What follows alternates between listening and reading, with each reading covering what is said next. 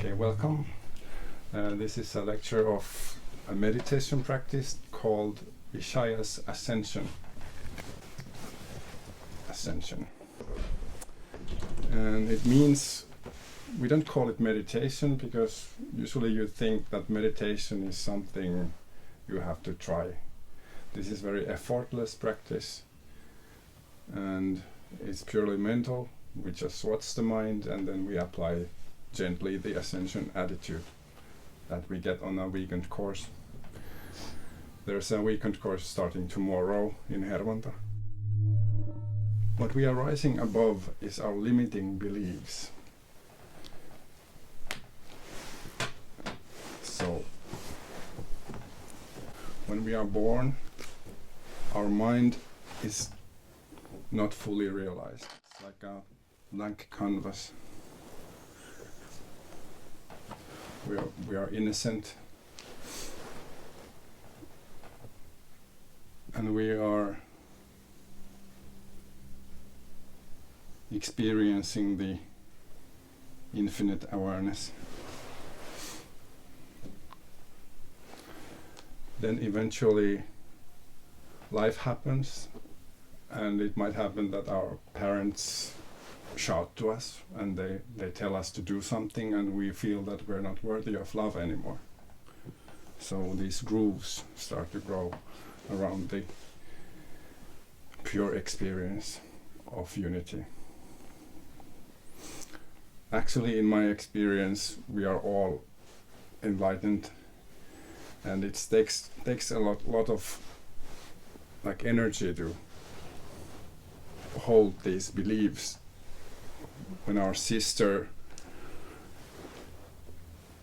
comes to our, when we're sleeping and comes to like, is jealous of us, jealous of the love our parents and maybe our parents are very nice to us, but the sister or brother they do something nasty and then we think that the surrounding world isn't loving us, and then we go to school, and the kids at school they tease us and so on. So we start to build up these beliefs what we are. This level is only 5 to 10% of the mind. And these deeper levels aren't even touched in our everyday life. So what we do with the practice of Ascension, we dive very effortlessly to the source, so to speak. And this is not a religion, although we respect all of the religions, but we see this is like we see all teachings are together, and yeah, there are some elements from Hindu traditions, maybe there are some elements from the West, but yeah.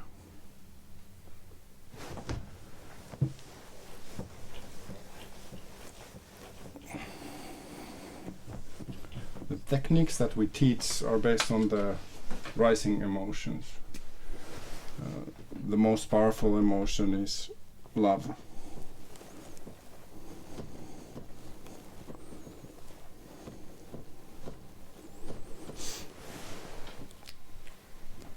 But it's not that easy to manipulate the love. It's like I couldn't tell you and her to go this room and fall in love. So we don't start with the love attitude. Then there's gratitude.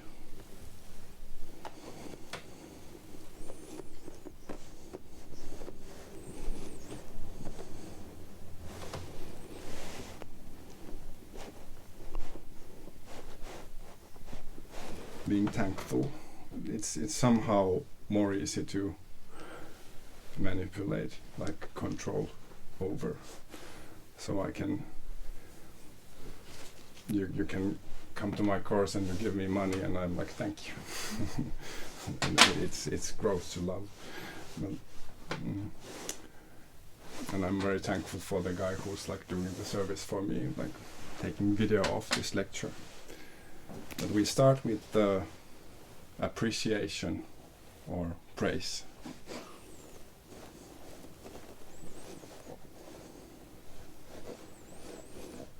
So this is the thing that is the most easiest to manipulate, so to speak. Like we have a cup that is half empty or half full. So it's very easy to make that choice. You're missing a letter there in praise. Ah, thank you.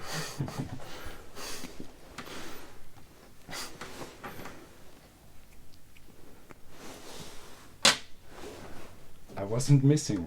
It was intentional. Like, I'm appreciating that you said it, and didn't make me appear as a fool. Is this correct now? Mm-hmm. It looks really nice. I could see like this is like a child's drawing, or I could say it's really nice. Anyway, these are the attitudes that we teach in a weekend format course, and yeah. I'd appreciate if you had some questions. Like, I could say like bunch of things that would be needed to say, but if you have any questions of the practice of Ascension, please. So, how to apply them, or we were having a chat a little bit before this, and I found it also. Well, my question for you then was like, how much of daily practice of this technique you consider needed? Yeah. In order to any practice to be like beneficial, then you need to apply it. So what we recommend is after the course you commit for 6 weeks of 2 to 3 times per day, 20 minutes at a time. So in the morning we ascend, so our day would be more effective, and then when we come back home in the evening before dinner we can meditate for 15 minutes to 20 minutes, so our evening is more nice and effective. And then before we go to sleep, so our sleep is, we can even fall asleep during this meditation. It's not like required to sit, or you can just lay down and go to deeper sleep than the deepest sleep at night. So that's the practice that I do. Yeah. So and then there's, of course, there's like retreats where you do it much more, but in your everyday life, 2 to 3 times a day, 15 to 20 minutes at a time. Can you tell something practical how it works? Yes. So this is almost like the course already, but practical way.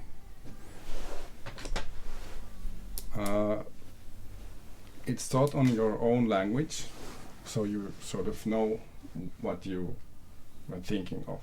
It's not like mantras that doesn't make sense to your mind. So I used Finnish, and English-speaking person would use English. You just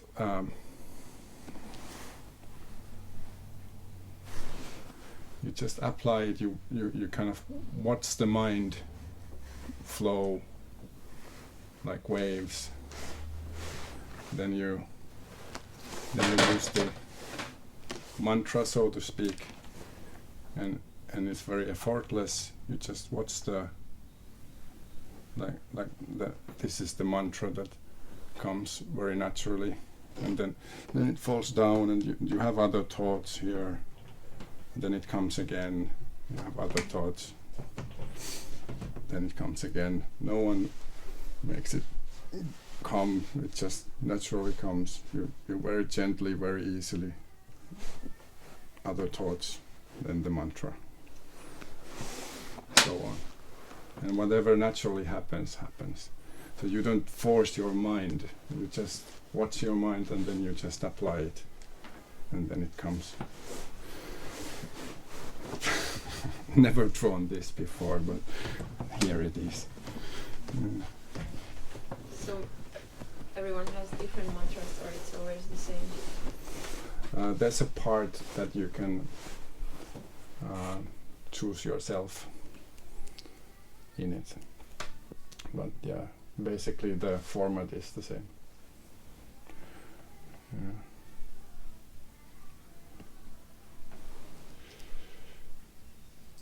Is it a technique that you learn and then you continue by yourself or something? Like, because you said you use it in your daily life, so do you use some support or like auditory support or something? Yes, we are always available, and you can once you've gone through the first course, you can come and repeat the course freely every time, everywhere, wherever it's been taught. And there's like additional techniques that you can get if you want more, but the very first one is enough actually, so you don't need to get anything. But yeah, we are always here to support, and kind of you can contact us. When I say us, it's kind of different branches of the same tree, sort of big. So I know everyone in Finland who is teaching this, and I can contact you, and I know international people as well. But yeah, you can basically everything that you need is in the weekend format course, and then you can use it on your own. Like, but if you need support, it is available. But usually we are not kind of calling you. You must contact us if you want. One more question. When was this and who developed this technique? Good question. I can tell everything about the guy if I want. But actually it's like it has roots both in West and East. And it has something to do with transcendental meditation. The person was like a student of Maharishi Mahesh Yogi, and then he went on his own and he brought this ancient teaching,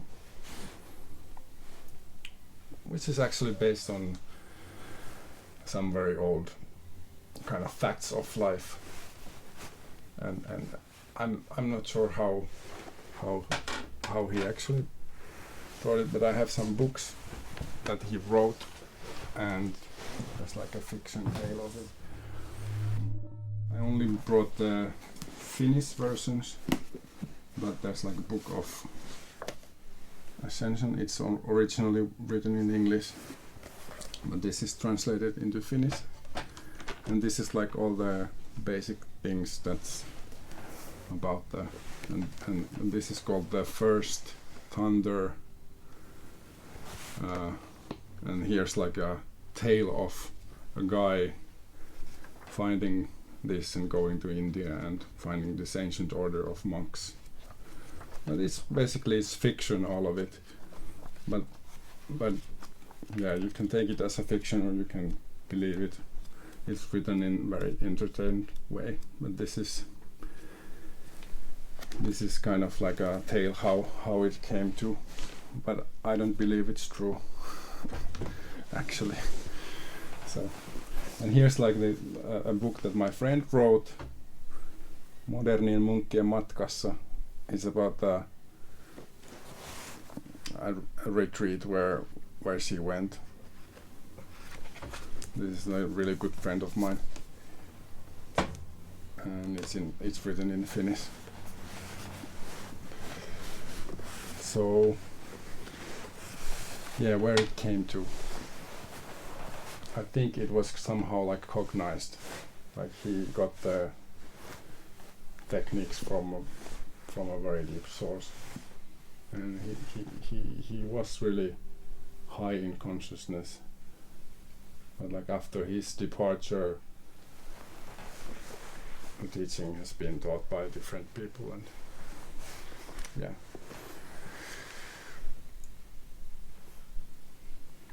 But an American fellow called Maharishi Sarasivayeshan, on his spiritual name.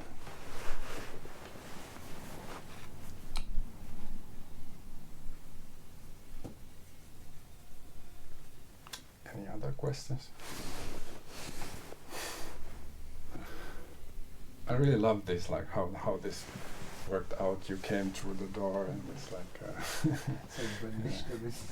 yeah. And you had something to ask from them. I think this was it, so we can thank you.